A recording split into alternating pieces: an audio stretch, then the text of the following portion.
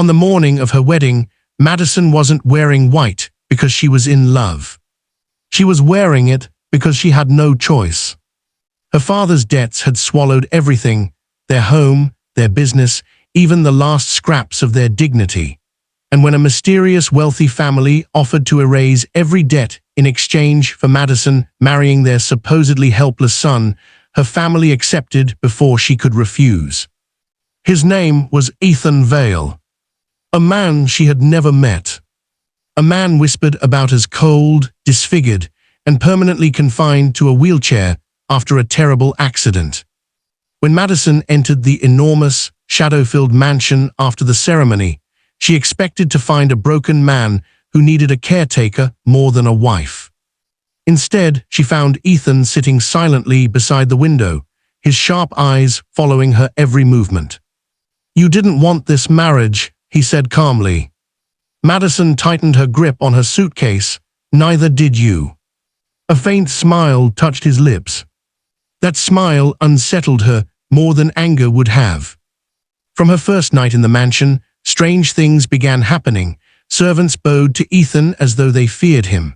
Powerful businessmen arrived after midnight and disappeared behind locked doors.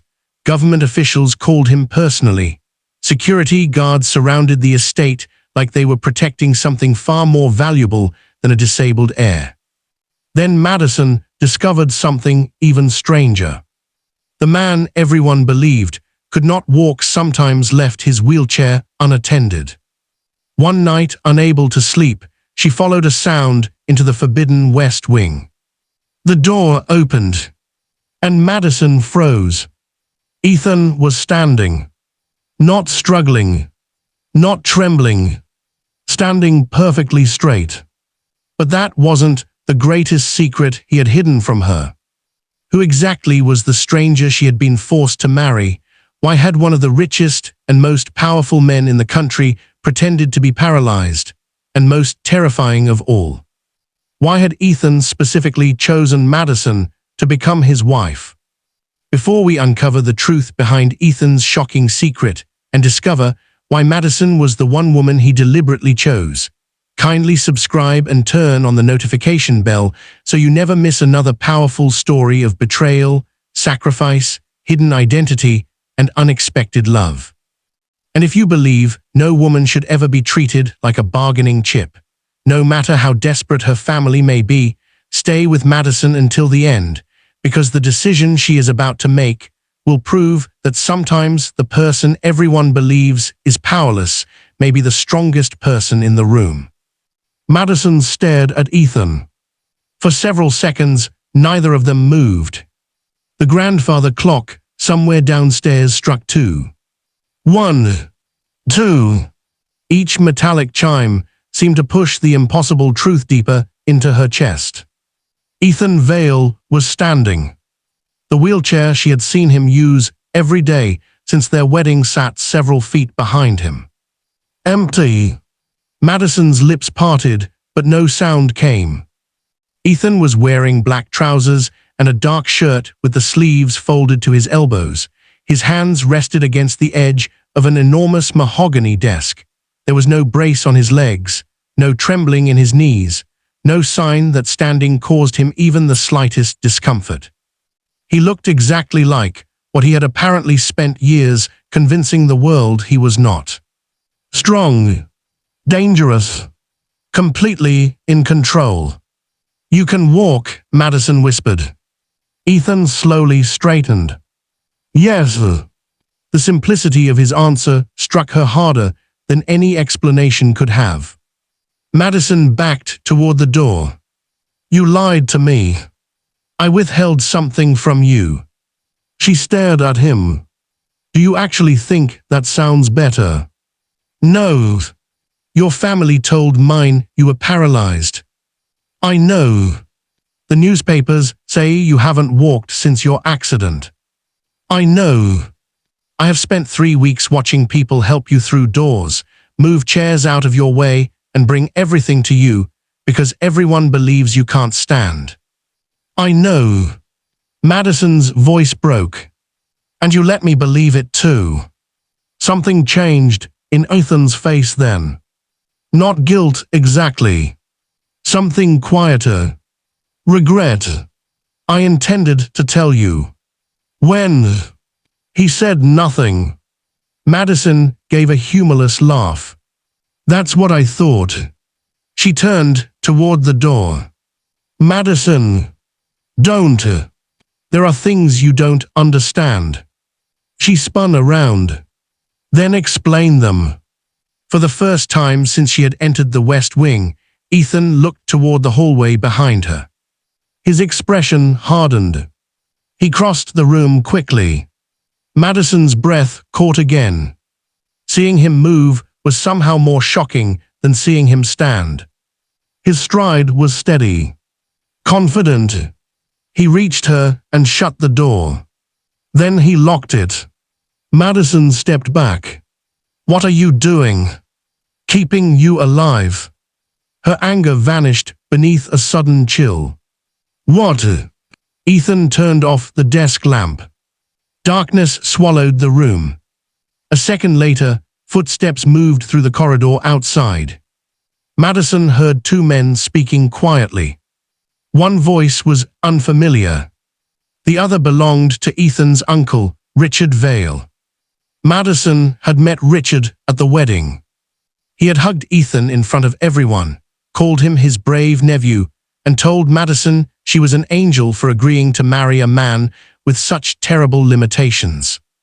Now Richard's voice came through the door. Did you check the study? Mr. Vale ordered the West Wing sealed.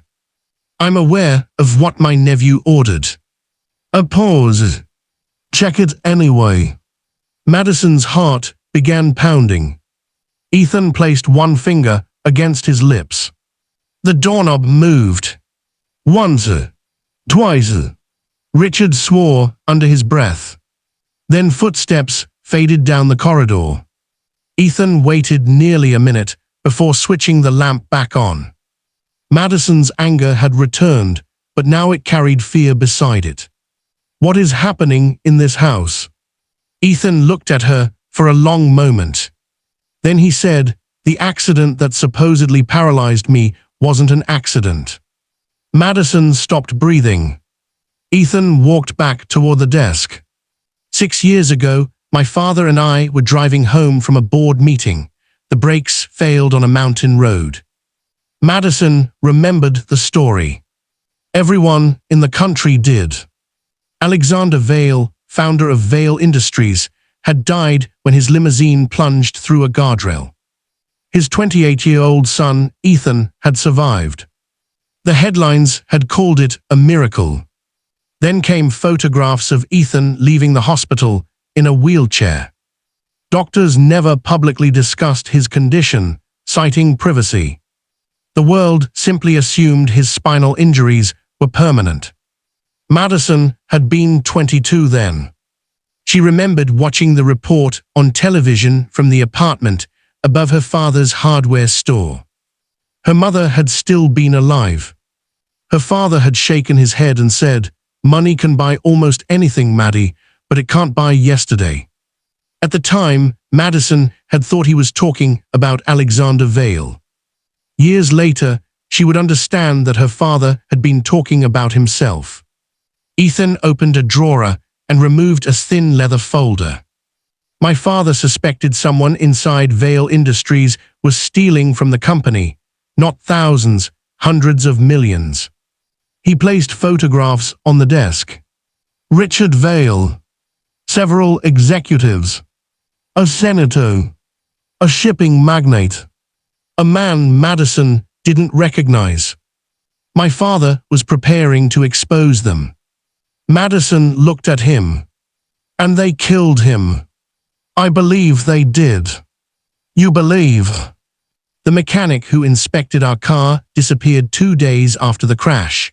The security footage from the garage was erased. 3 members of our board suddenly moved millions into offshore accounts. Madison looked toward the locked door. And your uncle was the only person besides my father who knew which road we were taking. A cold sensation moved over her skin. Then why pretend you couldn't walk? Ethan leaned against the desk. Because 6 days after I woke from surgery, someone tried to kill me in the hospital. Madison said nothing. A nurse I had never seen entered my room after midnight with a syringe. My security officer stopped her before she reached the IV. What happened to her? She swallowed poison before police could question her. Madison felt sick. Ethan continued. My injuries were severe. My doctors thought I might never regain full mobility. For 8 months, that was true. He glanced at the wheelchair. But rehabilitation worked. You recovered. Yes. And you told no one. Only 3 people know. Madison thought of the silent head of security, Noah Grant, who seemed to appear whenever Ethan needed anything. Mr. Grant. Yes. Your doctor. Yes. And the 3rd. Ethan looked directly at her. You. Madison folded her arms. That doesn't explain why. Because people reveal what they are when they believe you are weak. Those words settled heavily between them. Ethan moved closer to the window. For 6 years, Richard has treated me like a damaged heir waiting to die. Board members speak freely around me. Politicians underestimate me. Men who would hide their knives from a healthy rival sharpen them in front of a cripple. Madison flinched at the word. Ethan noticed. I know what people call me. That doesn't mean you have to call yourself that. His expression softened briefly. Then Madison remembered why she was angry. And what does any of this have to do with me? Ethan's eyes returned to hers. For the first time that night, he hesitated. That frightened her more than everything else. Your father knew mine. Madison frowned. No, he didn't. Yes, he did. My father owned a hardware company in Pennsylvania. Before that, Madison's stomach tightened. Ethan opened another drawer. This time, he removed an old photograph. He handed it to her. Madison looked down. 4 men stood outside a construction site. One was Alexander Vale. A younger Richard stood beside him. The 3rd man was unfamiliar. The 4th. Madison's fingers began trembling. Her father, 20 years younger. Smiling. Wearing a suit. What is this? Your father worked for Vale Industries for 11 years. No. He was a forensic accountant. That's impossible. He discovered the first irregularities. Madison looked up sharply. What irregularities? The ones that eventually got my father killed. The room seemed to tilt.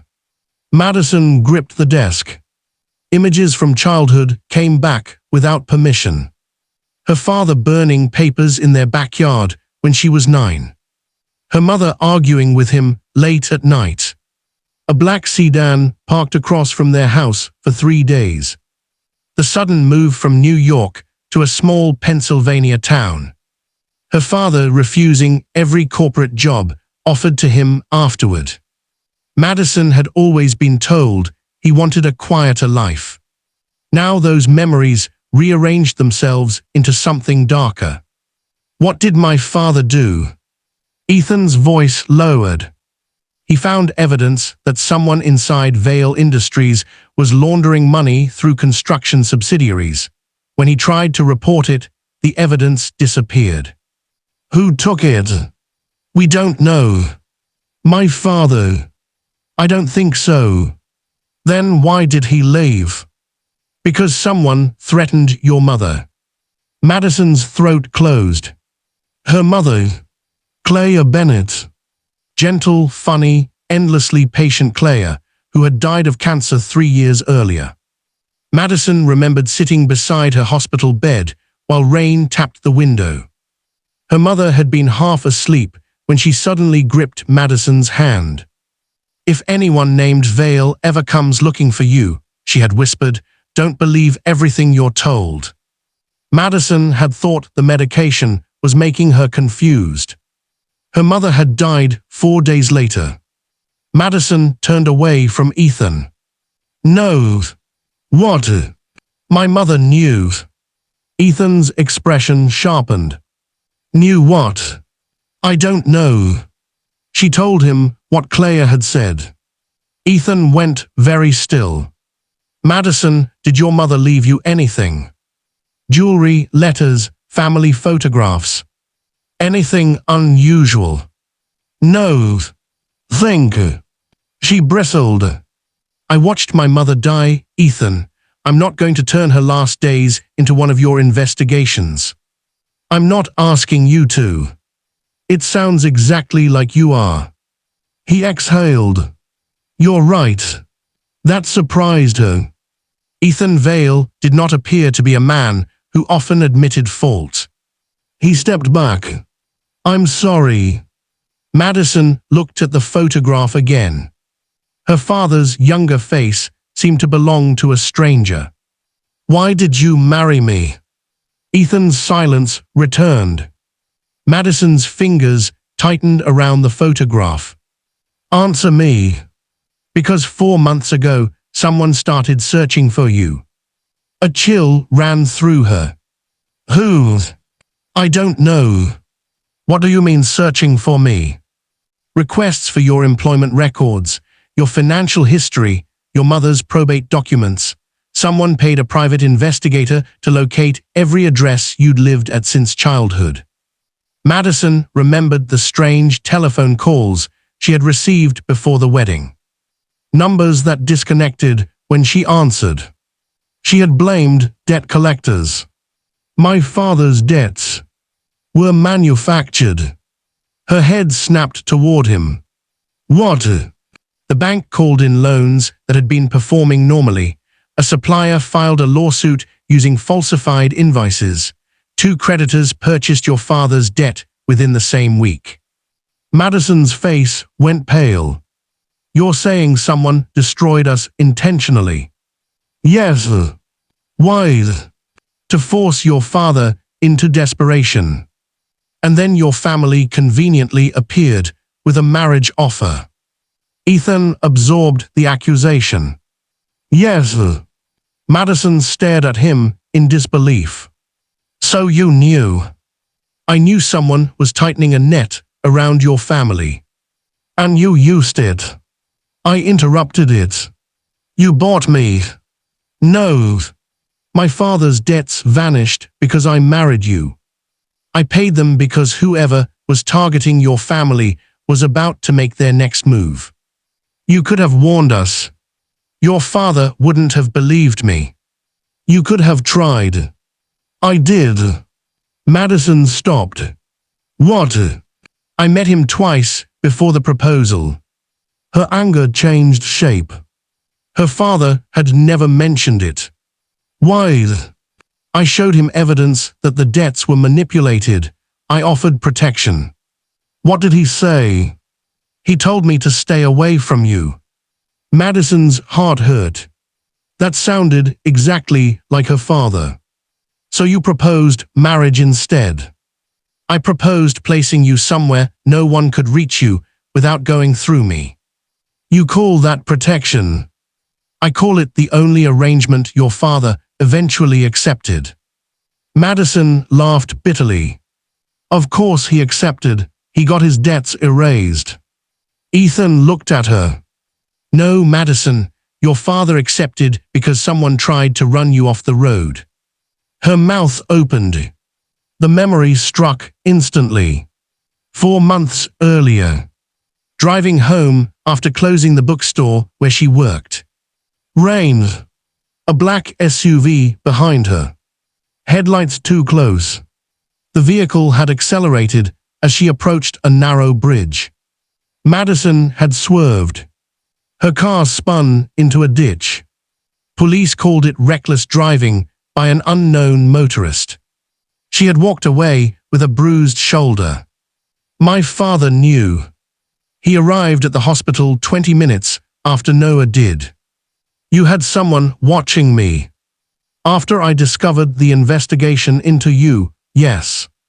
Madison felt violated, protected, angry, terrified, all at once. You should have told me. Yes. You should have given me a choice. Yes. Then why didn't you? Ethan's jaw tightened. Because every time I have trusted someone with the truth, they have ended up dead. The words came quietly. Madison saw something beneath his control then. A wound older than his scars. Ethan turned toward the dark window. When I was 12, my father taught me chess. Madison blinked at the change. He used to remove his queen before we started, said it would teach him humility and teach me aggression. A faint smile appeared. I thought I was brilliant because I could beat him. What happened? When I turned 16, he finally told me he'd been letting me win. Despite everything, Madison almost smiled. Ethan continued. The night before our crash, we played again. He beat me in 11 moves. His expression darkened. Then he told me, the piece everyone overlooks is usually the one that changes the board. Madison's skin prickled. He knew something was coming.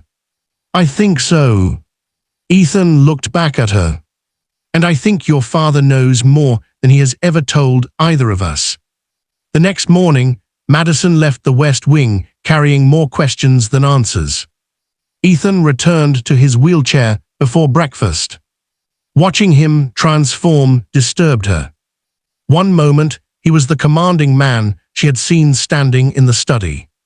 The next, his shoulders lowered subtly, his legs became still, and his expression took on the detached patience of someone accustomed to being observed.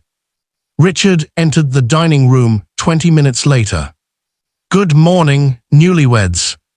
Madison forced herself not to react. Richard kissed her cheek, then rested one hand affectionately on Ethan's shoulder. Sleep well, nephew. Perfectly. Madison looked between them. She suddenly understood Ethan's strategy. Richard wasn't speaking to him like an equal. He was speaking around him, over him, through him. Board meets tomorrow, Richard continued. I can handle things if you're tired. I'll attend. Of course. Richard smiled indulgently. But there's no need to strain yourself. Madison watched Ethan. His expression remained calm. But beneath the table, his hand tightened once around the edge of his chair. Later that afternoon, Madison called her father. David Bennett answered after 6 rings. Maddie, we need to talk. Is something wrong? Did you work for Vale Industries? Silence. Madison closed her eyes. That silence told her everything. Dad, where did you hear that? So it's true. Another pause. Yes. Why did you lie? I was trying to protect you. She almost laughed. Everyone seemed to be protecting her by withholding her own life from her. Mom knew too. Yes. Why did she tell me not to trust the Vales? Her father's breathing changed. What did you say? Before she died, she warned me. Maddie, listen carefully. Are you alone? She looked at the hallway. Yes. Leave that house. Her pulse quickened. What? Leave tonight. Why? Because if Ethan Vale has started asking questions about the past, people are going to die. Dad. The line went dead. Madison stared at the phone. She called back. No answer. Again. Nothing. Then a message arrived from an unknown number. Your father should have stayed silent. Madison ran. She found Ethan in the library. He saw her face and immediately straightened in his wheelchair. What happened? She handed him the phone. His expression changed. Noah. The security chief appeared within seconds. Get a team to David Bennett's house, now. Madison grabbed Ethan's arm. I'm going. No. That's my father. And whoever sent this expects you to panic. I don't care. I do. You don't get to decide for me anymore. Ethan looked at her. You're right. The answer stopped her. He turned to Noah. Prepare the car. They reached Pennsylvania after midnight. David Bennett's house was dark. The front door stood open. Madison rushed inside. Dad. No answer. The kitchen was empty. A chair lay overturned. One cabinet hung open. Madison saw blood on the floor. Her knees weakened. Ethan caught her. This time he was standing. Noah had closed the curtains before Ethan rose from the wheelchair. We don't know that it's his, Ethan said. Madison stared at the blood. Then she noticed something. The old clock above the refrigerator had stopped. 9:17. A memory surfaced. She was 8 years old. Her father was teaching her what to do if she ever came home and found the clock stopped. It had seemed like a game. If the hands aren't moving, he had told her, look where time points. She had laughed. That doesn't make sense. It will if you ever need it. Now Madison looked at the clock. 9:17. She turned toward the pantry. Shelf 9. 17th object. No. Then she remembered. Their old house number in New York had been 917. Madison ran upstairs. In her father's bedroom, she found a framed photograph of their former New York apartment building. Behind it was a key. Ethan entered quietly. What is it? I think my father left me something. The key opened a metal box beneath a loose floorboard. Inside were documents, photographs, and an old cassette tape. And a letter. Madison unfolded it. Her father's handwriting shook across the page.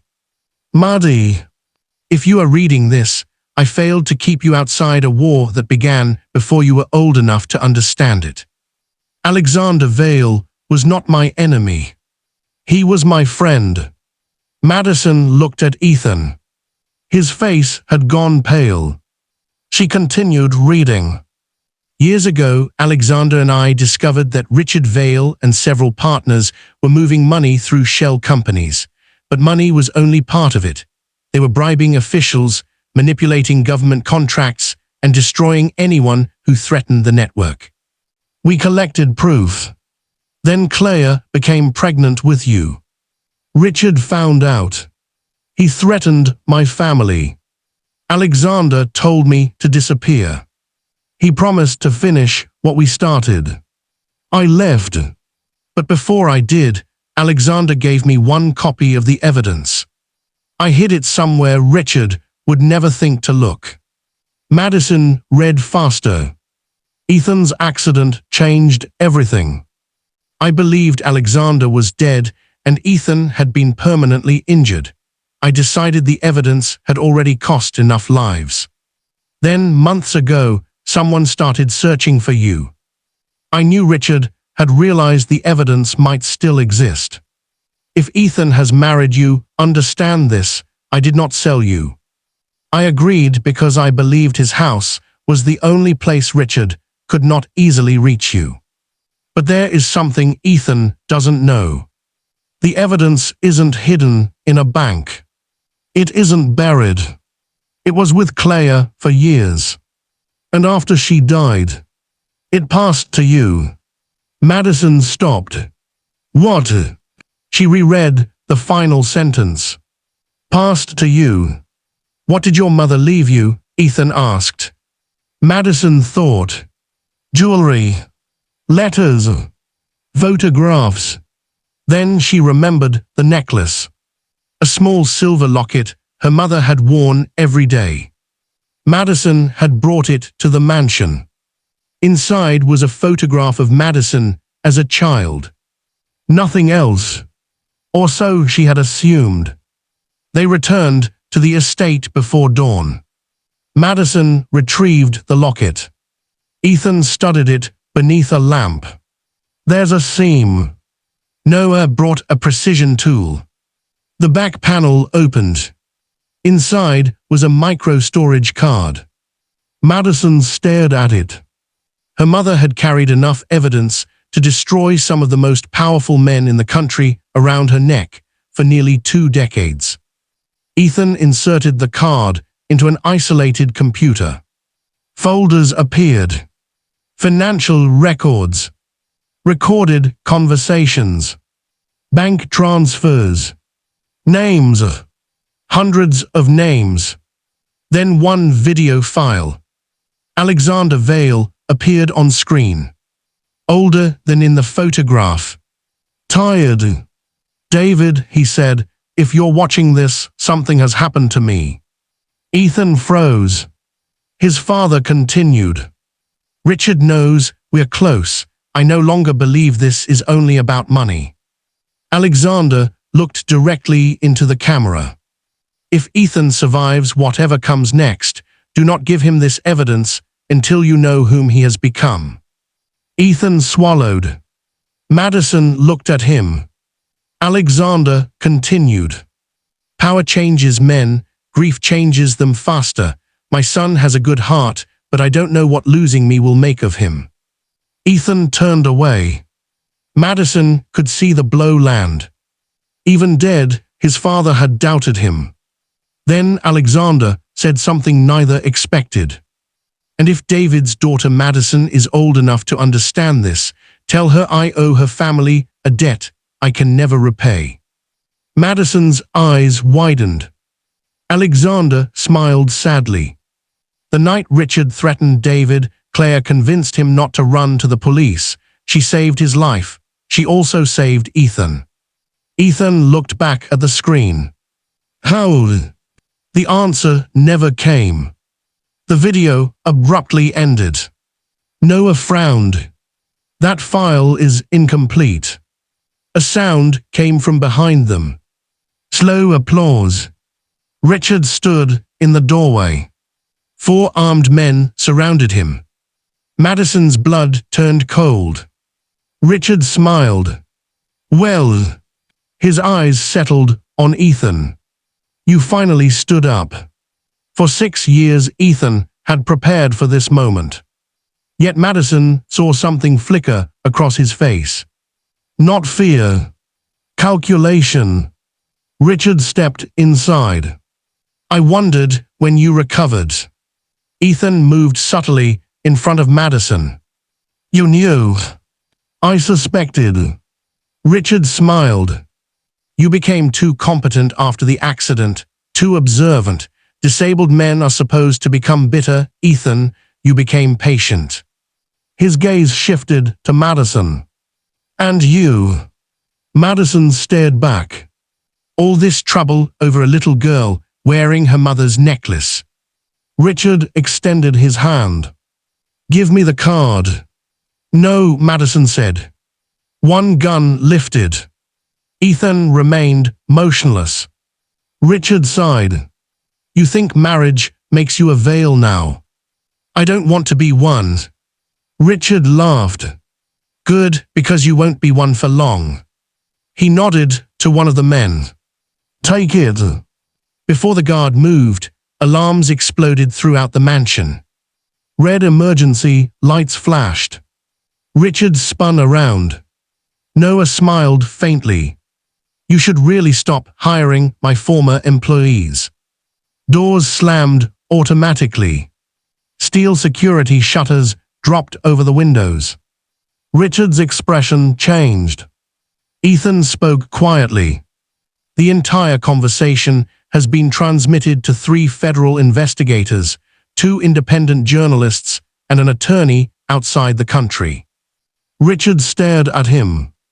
"You're bluffing. I learned chess from my father." Ethan glanced at Madison. "The piece everyone overlooks changes the board." Richard's face twisted. Then he grabbed Madison. A pistol pressed against her temple. Ethan's composure shattered. "Let her go." "There he is," Richard whispered. "Finally something you care about." Madison's breath came quickly. Richard dragged her backward. "You spent 6 years pretending to be helpless, Ethan. Do you know your real weakness?" Ethan's eyes never left Madison. Richard smiled. Something inside Madison became unexpectedly calm. All her life, men had made decisions around her. Her father had hidden the truth. Ethan had married her for protection without explaining why. Richard had destroyed her family because he believed fear would keep them obedient. Every one of them had mistaken silence for weakness. Madison looked at Ethan. Then she remembered something Noah had taught her days earlier when she complained about the mansion's security. If someone holds you from behind, don't fight the weapon first. Break their balance. Madison drove her heel down onto Richard's foot and threw her weight sideways. Richard cursed. The gun shifted. Ethan moved. The shot exploded. Glass shattered. Noah tackled one guard. Ethan struck Richard's arm, sending the pistol across the floor. Madison fell. Another gunshot. Then silence. Richard lay against the wall, clutching his shoulder. Security officers flooded the room. Ethan dropped beside Madison. "Are you hurt?" She shook her head. His hands trembled as he checked her face. Madison stared at them. "You're shaking." "I thought he shot you."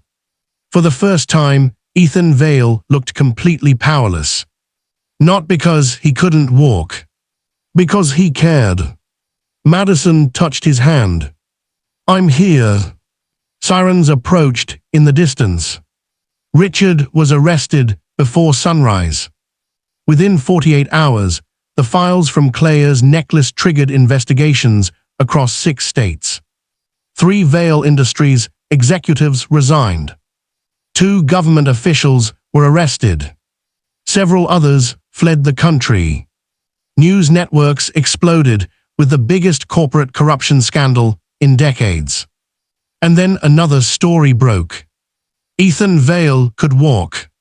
Reporters surrounded the estate. Commentators debated whether his deception had been justified. Some called him brilliant. Others called him manipulative. Ethan made only one public statement. He rolled his wheelchair before the cameras. Then stood. Flashbulbs erupted. "My physical condition was kept private because 6 years ago someone murdered my father and attempted to murder me," he said. "I regret deceiving innocent people. I do not regret surviving." Then he stepped away from the wheelchair forever. But inside the mansion, Madison faced a more personal question. What happened to a marriage built on secrets after the secrets were gone? 2 weeks later, her father was found alive. He had escaped through the back of his house before Richard's men entered. The blood belonged to one of his attackers. When Madison saw him again, she slapped him. Then hugged him so tightly, neither could speak. David apologized until his voice failed. Madison forgave him slowly. Not because what he had done was right, but because she finally understood the fear behind it. One evening, after the investigations began, Ethan found Madison packing. He stood in the doorway of her bedroom. "You're leaving." It wasn't a question. "Yes." He looked at the suitcase. "I see." Madison waited. Ethan said nothing else. She almost became angry. Is that all? What would you like me to say? I don't know. He nodded. That makes two of us. Madison closed the suitcase. This marriage wasn't real. Ethan's jaw tightened. It was legally real. You know what I mean. Yes. You chose me because of evidence. No. She looked at him. Ethan walked into the room. I chose the arrangement because of the evidence. What's the difference? You. Madison's heartbeat changed. When I first approached your father, marriage was the cleanest legal way to bring you under my household security without alerting Richard. How romantic. I wasn't finished. She folded her arms. Ethan almost smiled. Your father refused. I know. So I watched you. That still sounds creepy. It probably was. Madison blinked. Was Ethan Vale learning humor? I saw you work at the bookstore, he continued. I saw you spend half your paycheck paying your father's electricity bill without telling him. I saw you give your coat to a woman sleeping outside the train station and walk 3 blocks in the snow. Madison looked away. I saw you stand up to a debt collector who insulted your father. I saw you visit your mother's grave every Sunday. His voice softened. And I remembered something my father once told me. The chess quote. No. Ethan stepped closer. He said wealth allows you to discover one terrible truth very early in life. What? Many people love access more than they love you. Madison met his eyes. When I looked at you, I saw someone who had nothing to gain from me because you didn't even know who I was. A sad smile touched his mouth. Then you arrived here and hated me immediately. I didn't hate you. You compared my personality to refrigerated oatmeal. Madison covered her mouth. I thought you were asleep. I was. Despite herself, she laughed. Ethan smiled. It transformed his face. Madison realized she had rarely seen him truly smile. Then the sadness returned. But you're right, he said. You were denied a choice. Madison's laughter faded. And if there is one thing I can give you now, it is the choice you should have had from the beginning. He placed an envelope on the bed. Inside were annulment papers, already signed by him. Madison looked up. I don't understand. You're free. 3 words. They hurt more than she expected. The debts. Gone regardless. My father's house. His. My security. Will remain as long as necessary, whether you ever speak to me again or not. Madison looked at the papers. This was what she had wanted from the beginning. Freedom. So why did it feel like losing something? Ethan walked toward the door. Wait. He stopped. Madison searched for something to say. Nothing came. Ethan gave her a small nod. Goodbye, Madison. Then he left. She returned to Pennsylvania. For 3 months, she rebuilt her life. She went back to the bookstore, helped her father repair his business, visited her mother's grave, made coffee every morning in the tiny kitchen she had once dreamed of escaping.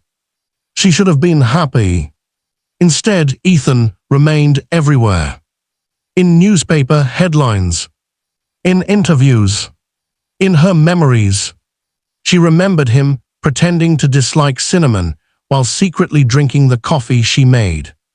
She remembered finding him in the library at 3 a.m, asleep beside financial reports. She remembered him making sure every servant in the mansion received health insurance after discovering one gardener had skipped heart medication because he couldn't afford it. She remembered the night she had screamed at him for deciding everything without consulting her. The next morning, every household decision involving her had been left untouched until she approved it. He listened. Slowly. Imperfectly. But he listened. One Sunday, Madison sat beside her mother's grave. "I think I love him," she whispered. Wind moved through the trees. She laughed at herself. Very helpful, Mom. Then she noticed an elderly woman standing several graves away. The woman approached. "You're Madison Bennett." "Yes. My name is Evelyn Carter. I knew your mother." Madison stood. Evelyn handed her an envelope. "Claire asked me to give you this if the truth about the Vales ever came out." Madison's hands trembled. Inside was a letter dated 2 months before her mother died. "My sweet Madison, if you are reading this, then the secret we carried has finally found daylight. You may be angry with your father. You may be angry with me. Be angry. We earned some of it. But remember this, fear can make loving people do terrible things in the name of protection. Do not let anyone decide your life because they claim it is for your own good. Not your father. Not a powerful man. Not even me. Choose. Always choose. And if someday you meet someone who loves you, make sure he understands that loving you does not mean owning your decisions. If he learns that lesson, perhaps he is worth choosing too." Madison cried until the words blurred. Then she laughed. Her mother had somehow managed to lecture her from beyond the grave. 3 days later, Madison drove to the Vale estate. The guards recognized her immediately. Ethan was in the garden, standing beside the fountain where Madison had once accused him of having the emotional range of a tax form. He turned. For once, Ethan Vale had no prepared response. "Madison." She walked toward him. "I received your annulment papers." He nodded. "I assumed so. I never filed them." Something shifted in his eyes. He did not move closer. He was letting her control the distance. Madison noticed. "That mattered." "Why?" "Because I realized something." "What?" "Our marriage began without my choice." Ethan's expression tightened. "Yes. So if it continues, I want it to be because of one." Hope appeared cautiously in his face. Madison stopped in front of him. "I am not coming back as payment for my father's debts. Never. I am not becoming your protected little wife who gets locked away whenever danger appears." I suspected that arrangement might be difficult to negotiate. "And you don't get to make decisions about my life because you think you know what's best for me." "I understand. No secret surveillance." He hesitated. Madison raised an eyebrow. "No secret surveillance," he agreed. "No pretending to be paralyzed. That one should be relatively easy." She tried not to smile. "And if you ever lie to me about something this big again, I will personally put you back in that wheelchair." Ethan laughed. A real laugh. The sound surprised both of them. Then his expression became serious. "Madison." "Yes. I love you." She froze. Ethan continued before she could answer. "I don't say that because I expect you to stay." His voice was steady, but she could see the vulnerability beneath it. "I'm saying it because for 6 years I survived by hiding everything that mattered, my strength, my plans, my anger, my fear." He looked at her. "And then you walked into my house and somehow became the one thing I didn't know how to hide." Madison's eyes burned. "You're terrible at romantic speeches." "I practiced for 2 months. That makes it worse. I can start again. No. She stepped closer. Don't rehearse this one. Then Madison kissed him. A year later, they married again. Not because a contract demanded it. Not because debt required it. Not because danger forced them together. The first marriage had taken place in a courthouse with strangers watching. The second happened in Madison's hometown, beneath an old oak tree. Her father walked beside her. No one gave her away. When the officiant asked who presented Madison for marriage, David smiled. She presents herself. Ethan waited at the end of the aisle. Standing.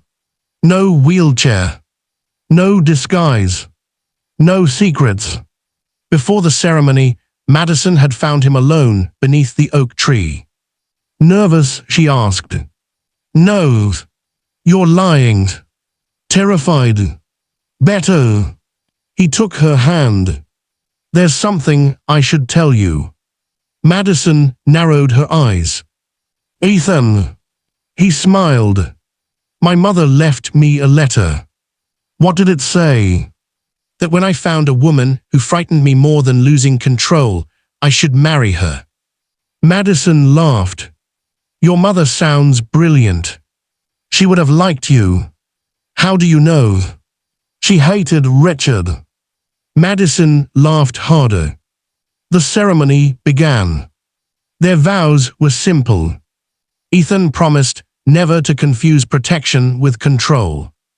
Madison promised never to compare him to breakfast food in front of guests. He complained that the second vow lacked sincerity.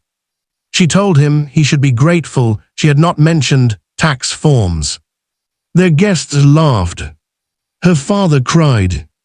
And somewhere in that moment, Madison understood something she wished she had known on the morning of her first wedding. Money had made Ethan Vale powerful. Secrets had made him dangerous. Pain had made him cautious. But none of those things had made him worthy of love. What made him worthy was what happened after Madison demanded the right to choose. He listened. He changed. He gave her the freedom to leave even though losing her terrified him. And when she returned, she did not return as the desperate daughter whose family owed millions. She returned as Madison Bennett, a woman standing on her own feet beside a man who had finally learned that love was not possession. Months after the wedding, the final trial against Richard Vale concluded. The jury found him guilty on multiple charges connected to Alexander's death, financial corruption, attempted murder, and conspiracy. Madison and Ethan watched the verdict from home. Richard was led from the courtroom. For the first time in 6 years, Ethan did not look triumphant. He looked exhausted. Madison sat beside him. It's over. Ethan stared at the television. My father spent the last years of his life chasing this. And now the truth is out. He should have been here to see it. Madison leaned against him. So should my mother. They sat quietly. Loss did not disappear because justice arrived. Some wounds did not close. You simply stopped allowing them to control where you walked next. Later that evening, Ethan opened the safe containing Alexander's final belongings. Inside was the chessboard his father had used. He carried it to the terrace. Madison sat opposite him. You know how to play, he asked. My father taught me. Ethan looked offended. You never mentioned this. You never asked. He arranged the pieces. Prepare to lose. 10 minutes later, Madison captured his queen. Ethan stared at the board. You cheated. No. You distracted me. How? You were talking. You were talking too. Your talking is more distracting. Madison smiled. Excuses. Ethan leaned back. Then his eyes fell on the small pawn Madison had moved quietly across the board. One move from promotion. He stared at it. And suddenly, he remembered his father. The piece everyone overlooks is usually the one that changes the board. Ethan looked at Madison. What? He smiled. Nothing. You have that strange look again. What strange look?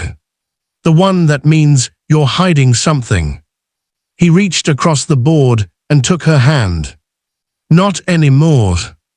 Madison squeezed his fingers. Outside, evening settled over the estate that had once frightened her. The mansion no longer felt like a fortress. Windows stood open. Guards were fewer. The Forbidden West Wing had become a foundation office dedicated to helping families threatened by financial coercion and corporate abuse. Madison chaired it. Ethan had suggested hiring someone else. She had stared at him until he remembered the new rules. Now the foundation had already helped dozens of families.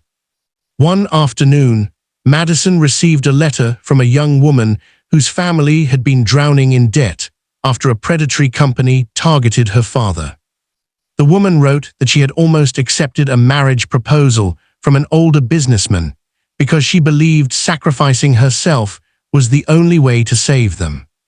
The foundation intervened. The debt scheme was exposed. The woman returned to college. At the bottom of the letter, she had written, "Thank you for reminding me that desperation does not erase my right to choose." Madison read the sentence twice, then carried the letter to Ethan. He read it silently. When he finished, he handed it back. "Your mother would be proud." Madison swallowed. So would your father. They stood together before the window. Years earlier, two frightened fathers had tried to protect their children by hiding the truth. Their mistakes had traveled forward through time. But so had their courage. And perhaps that was the strangest thing about inheritance. People inherited money. Names, homes, scars, secrets. But they could also inherit unfinished battles and decide to finish them differently. Madison had entered Ethan's life, believing she was being sacrificed to a helpless stranger. Ethan had entered hers believing he could protect her without allowing her to understand the danger. Both had been wrong. He was never helpless, and she was never a sacrifice. The richest man in the country had spent years pretending he could not stand because survival demanded it. But Madison had taught him something wealth, strategy, and revenge never could. Sometimes standing on your own 2 feet has nothing to do with legs. It means telling the truth when lies feel safer. It means surrendering control when control has protected you for years. It means allowing someone you love to walk away rather than trapping them beside you. And Madison learned something too. Being forced into one chapter of your life does not mean someone else gets to write the ending. Her first wedding had been arranged by fear. Her second was chosen through love. The same man stood beside her. But Madison was no longer the same woman. And perhaps Ethan wasn't the same man either. Because the greatest secret inside Vale Mansion was never that the supposedly paralyzed billionaire could walk. It was that beneath the fortune, power, guards, and carefully constructed deception was a man terrified that if anyone discovered his weakness, they would destroy him. Then Madison discovered it. His weakness was not his legs. It was his heart. And instead of destroying him, she taught him what it meant to finally stop hiding. Dear viewers, Madison's journey reminds us that wealth, family pressure, desperation, or fear should never erase a person's right to choose whom they marry and how they live their life. She was treated like the solution to a financial problem, Yet she discovered that her voice was worth more than any fortune, and that genuine love could only begin after freedom and respect were restored. If you believe marriage should be built on choice, respect, honesty, and love, not coercion, debt, manipulation, or sacrifice, kindly show your support by liking this story and sharing your thoughts in the comments. Would you have forgiven Ethan after discovering that he could walk and had hidden the truth? Do you believe his reasons justified his deception? And if you were Madison, would you have returned after finally receiving your freedom? And if this story kept you wondering what would happen next, kindly subscribe and turn on the notification bell so you'll be among the first to discover more gripping stories filled with secrets, betrayal, unexpected love, shocking revelations, and unforgettable endings. Most importantly, tell us in the comments, if someone truly loves you, should they ever make a life-changing decision for you without giving you the truth and the freedom to choose?